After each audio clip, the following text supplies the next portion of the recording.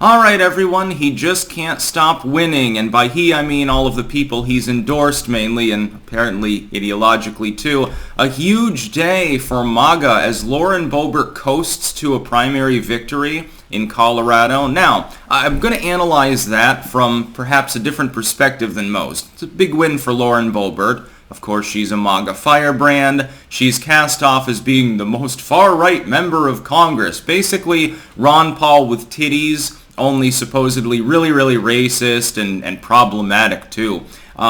She won over Corman, who was her Republican primary challenger. It wasn't even close. It was like a 2-to-1 deal with votes. The turnout matters. The differential between the votes for the GOP versus the Dems matters in that race. And the situation matters, and analysis beyond actually the race itself. So we're going to go through that, but also, briefly I wanted to mention, and links in the description, archived of course, one of NBC's own news chiefs coming out hours ago saying, the presidential limo and SUV driver and one of their top field agents familiar with it are willing to testify under oath at the January 6th lie the other day that there was an incident in which Trump leaned forward and tried to grab the steering wheel and then choke a security member, a member of the Secret Service, because he wasn't driving in the right direction. He's like, I'm the goddamn president, drive me to the White House, while the insurrection-y thing is happening, supposedly. That never happened. It never actually occurred. It's like the goddamn Gorilla Channel all over again, except this time the Never Trumpers have been given enough rope with the January 6th hearings to hang themselves. Led by people like Liz Cheney, they have spent months and months and months spinning nothing but lies and hearsay. And in a court of law, a judge long ago would have put the kibosh to the entire goddamn case, because there is literally no evidence of Trump or anyone close to him doing anything wrong. I'm beginning to think that Kevin McCarthy was actually rather shrewd, although he pretends the alternative, in not having the Republicans bother to participate in the January 6th hearings. By not having any Republicans there and letting the Democrats and a handful of Never-Trumpers do exactly whatever the hell they please without any procedural interruption, you've had a non-stop slurry of basically the Trump piss tape thing over and over again. This is damning for the January 6th committee. They're relying entirely on, in some cases, supposedly witness testimony, but more often literal hearsay. But it keeps getting countermanded. This is supposedly, as of yesterday, the left was talking about how Trump has definitely been implicated as a goddamn psycho. He tried to choke a Secret Service agent and veer the SUV off the road. He's clearly unbalanced mentally. Where have we heard tales uncorroborated of his behavior to that effect before? But now the people that were actually there are willing to testify under oath that it didn't happen. They won't be allowed to testify, most likely. They're not going to get called forth by the entire partisan sham committee that is the January 6th insurrection fucking witch hunt, but they've offered to. And even a legacy media pundit, news chief actually, is putting it out there that that's the case. Well, that's not going to go over very well for the leftoids and the Never-Trumpers on the committee now, is it? Of course. A lot of those leftists, they get their news basically in 100 characters or less on Twitter. Well, they've all seen the post, some of them reacting with extreme cognitive dissonance, but maybe it'll kick in a few people's minds. But the Boebert win, I think, is the big news of the night. Now, Trump and Trump candidates swept it. It's like a 9-0, I think, or something like that.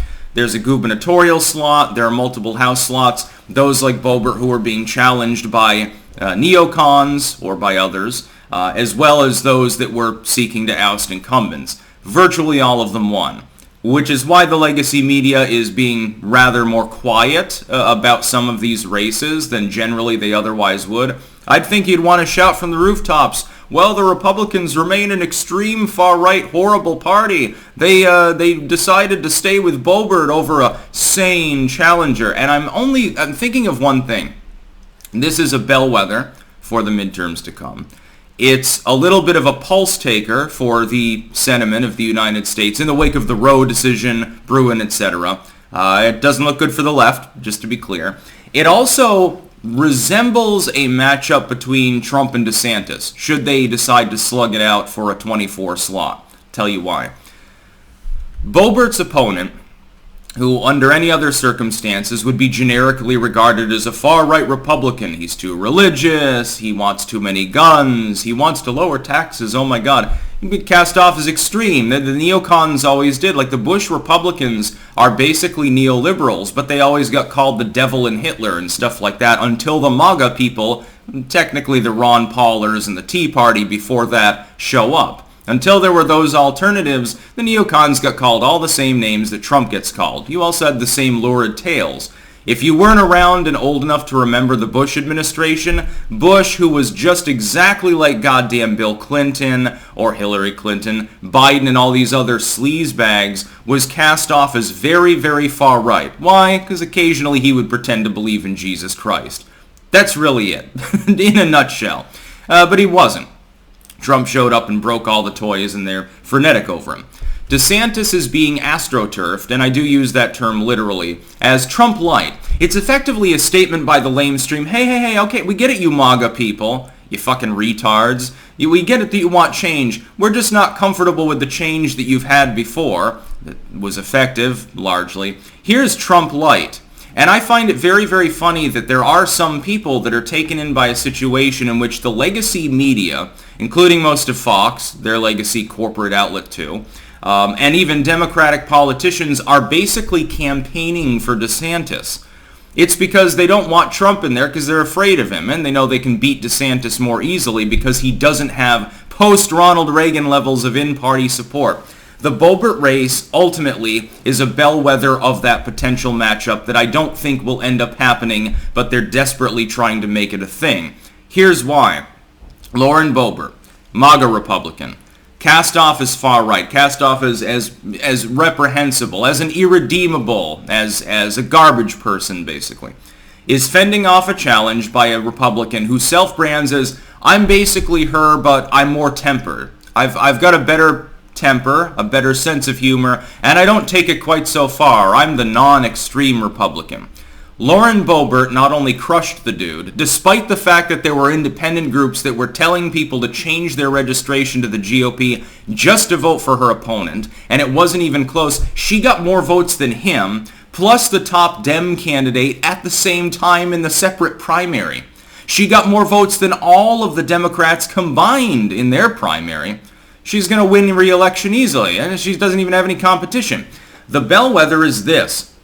This monumental victory wasn't even reflected in polls. The last round of polls showed her up, but it didn't show her up by a 60-40 margin, which is roughly the results are actually a little bit better for her. It's basically 2/3 of the fucking vote, and again, more than her Republican opponent and the top Dem opponent, and almost as much as adding the next Dem opponent combined. She did this despite the entire establishment of both parties colluding to try to knock her off her pedestal. They did this by effectively telling the Republicans Boebert can't be elected in a general election. You'd better vote for the other guy. Hey, Democrats, you should go over and change registration. By the way, this is happening with another individual, a little bit of a bellwether for what's going to happen in August to her. Liz Cheney, the top Republican dog on the January 6th Insurrection Committee. Wow, imagine that. Here's the thing, though. This slew of primaries that happened the other day is the first slew in which Roe v. Wade, the Bruin decision, and all of the other things that are happening right now in what is a seismic shift in U.S. politics, to be clear. It is a massive generational shift. It's part of the same ending paradigm shift I've been talking about since the Tea Party era. We've completely flipped over. The paradigm, the old one, is now officially dead. Looking at these results, there's no other way to construe it. This is really, really interesting. You've got a situation in which all of these candidates are winning. They're all MAGA and stuff. Supposedly, the voters have massively rejected the extremist Republican Party line. They want to take away abortion. Hey guys, they're coming for your interracial marriage next. Oh my God, January 6th, Trump is evil. See, this testimony shows that. We already knew that he had hookers piss on the Obama's beds, and he's obsessed with guerrilla fighting and all of these other things. But now also he tried to choke a Secret Service agent. Despite getting all of these revelations before the ballots were being cast, at least the in-person ones, there's of course mail-in voting and early voting in most places.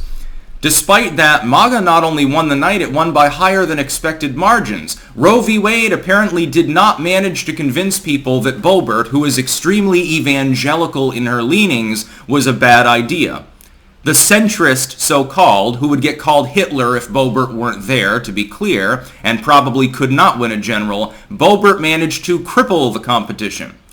Absolutely ass-blast the competition. While being tied to evil orange man, while being tied to the general zeitgeist of anti-abortion rhetoric. Well, what better bellwether can you have about what's going to happen in the fucking midterms? The MAGA candidates swept it tonight. They've swept it before. Trump is overrunning the entirety of the party. While Bannon and Pressler and people like that are overwhelming the lower rung of the party, the local, the precinct level, positions involved with the voting process, mayorships and stuff, Trump and his endorsements and his stumping and the talent of these candidates have overrun half the House Republican slots.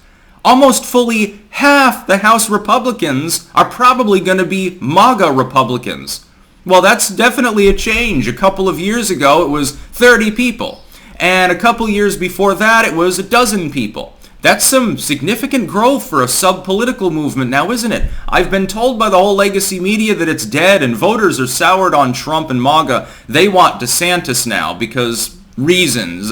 He accomplished something other than not extending a bunch of lockdowns and crippling his state economy. Well, there you go. Oh, yeah, and fighting CRT. By the way, I do like DeSantis for that.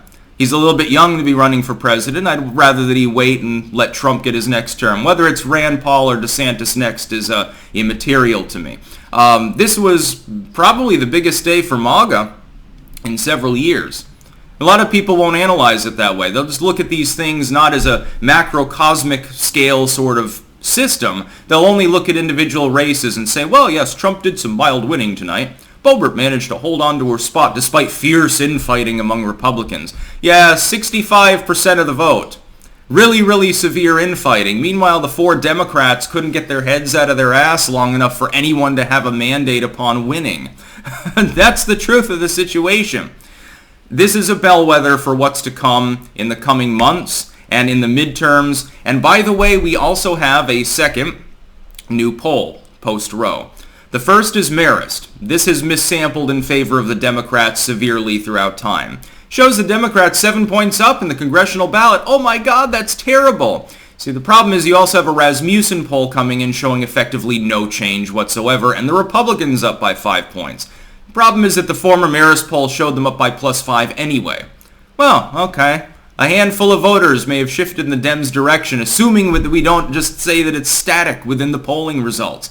Please wait for more in the aggregate before you go crazy and run yourself in circles trying to analyze 2 new fucking data points.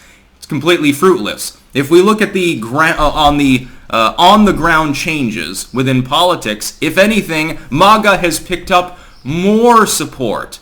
The so-called far-right Republicans kicked ass last night.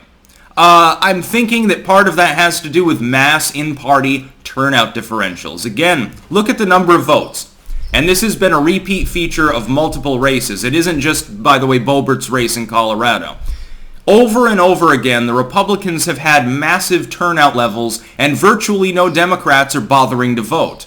I don't think that changes in midterms. I think that their ship is sunk. That's about all. Peace out.